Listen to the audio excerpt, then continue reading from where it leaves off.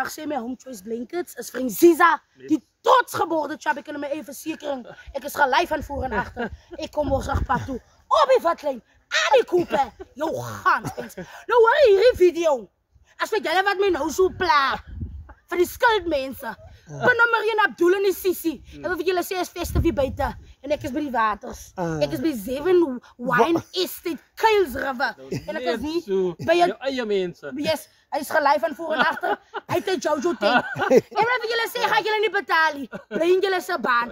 En wat vir Louis ook sê, ek is klaar met julle. Hy skuld kan julle ook maar afwas. My skuld is al reeds afgewas. Net so, aan die kruis. Nee, wie is vir my? Hoe sy naam? Hy pastoor met 'n knap 60 broodjie. Hy breek soos 'n nagmaalbroodjie. Hy het my eendag gesê, "Zie, jou skuld is al reeds weggewas." Hoekom? Nou kom skuld kom betaal. Nou toe nou. En wat julle sê, Louis, los my uit. Asseblief toch. Abdullah, Januarie maand toe. los my Maar uit. Louis kom al nie meer January sit ek met worries.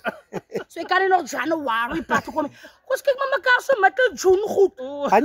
Sê wat ek jou sê, Jay. Sê hoe mooi lyk ek nou hier. Jy maar nie laat my boetse weer aantrek vir jou nie. Ek gaan jou nie betaal nie. En dat sou ook uitsteek. Okay.